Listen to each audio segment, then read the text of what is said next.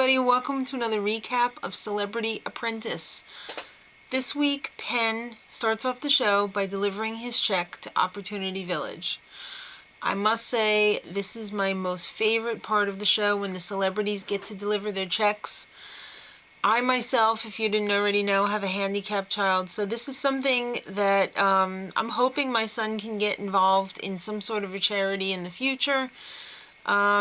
And I love that the celebrities are able to give back to the community, to people in need.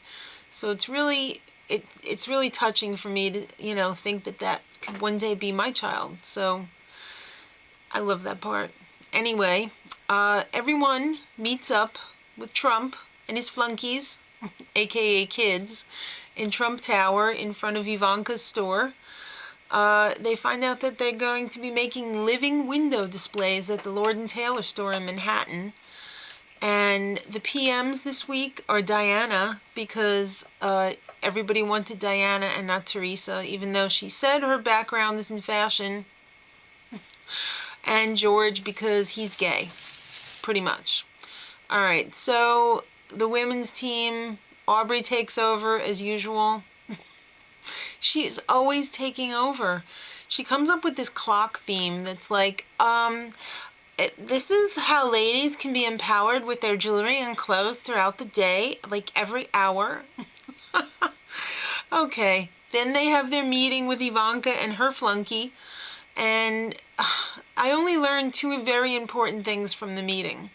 One, Debbie Gibson, never ever, never ever pull your hair back, ever. Again. And coral is the color for Ivanka's line. Alright, and then when they got to the place, they realized that these windows are a lot smaller than we thought. We're going to have to scale down our ideas. So the men's team, hello, George is insane. He thought it was 4 windows, but it's actually 2. Penn Jillette came up with the theory that they should have twins, which I think was a pretty good one. They have their meeting with Ivanka and her flunky, and they come up with the day-night theme. So it's a very like magical theme, because magicians, if you didn't already know, use twins a lot in their act, because that's how they work their magic. So of course Penn's gonna come up with the twins theme. Hello, didn't you see the Prestige? Alright, so George thinks Arsenio is amazing. I don't. Paul, he doesn't have an Ivanka bicycle or motorcycle, bicycle with a motor. He doesn't have one of those, so he's going to send some plans over to his shop over here and have them whip something up. And Lou is disgruntled again for like the 3rd week in a row. Alright, in the showroom, Amanda, the receptionist, is there. We find out that, yes, Trump's receptionist does not get paid enough, so she has to work for Ivanka as well. Either that, or they just put her in a little cage at night. They move her from Trump Tower to Ivanka's store to a cage, and then back to Trump Tower. We also find out that Clay and George, they're not the kind of gays that are into like women's things. So that is a huge problem. Alright. D goes to the doctor, and we find out that he totally effed his finger. He needs surgery, like, yesterday. He's only got, like, 10 days to do it, 10-day window, and the clock's ticking, so they decide to do it immediately. So the morning of the presentation, the ladies' photo sketch idea, they were going to have the sketches from the showroom printed up, and they had models come in and they took photos. They haven't arrived. And when they do arrive, they realize that the photos weren't printed out, and they can't get in touch with the printer because he's not answering his phone. How typical. So then the men's team, they're having trouble with the signs that Paul made. While they're beautiful, they're not exactly what Adam Carolla pictured, and they don't really fit on the brackets too well that he made for them. And Lou, well, he's just the 3rd wheel again. I feel bad for Lou because I think he's got some really good ideas, but the way he presents himself, it's kind of abrasive, and it doesn't always go over too well with the other guys. They kind of think like, He's a mosquito. He's really a nuisance. And he's not, really. I mean, it's just a communication issue. So, since the ladies are having trouble without their model photos, Aubrey comes up with plan B for the second window, which is going to be a fashion show on the red carpet. Kind of lame. Alright, so the guys do their presentation, and Ivanka's like, oh my god, I love the day-night thing with the twins. Who thought of that? So then she finds out it was Penn, and then George pulls this weird move and like throws Lou onto the bus, like right outside during the presentation. It was really weird. Now the ladies give their presentation, and they have flowers for Ivanka, and they have their before and after theme, you know, the whole sketches to close. Ivanka didn't seem too thrilled with it.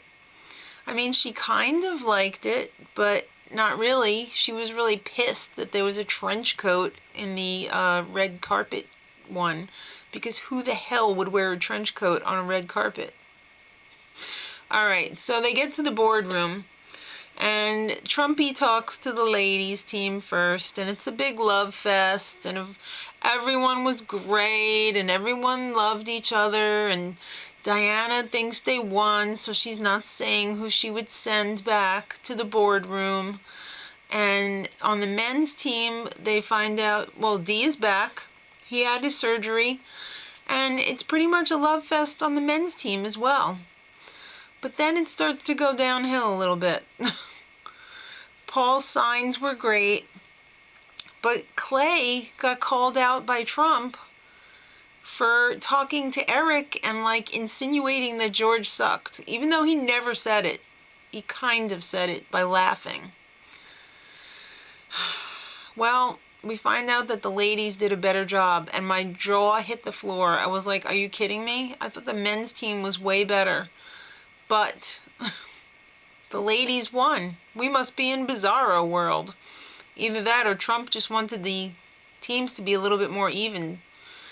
So Lou immediately said, oh, I said midnight blue was too dark. I said that. And Arsenio picked the wrong clothes because he was the one who was responsible for picking out the clothes on the not on the red carpet. He was responsible for picking out the clothes for the nighttime scene. And Clay would fire George. Arsenio would fire George. Everyone would fire George, including George, I think.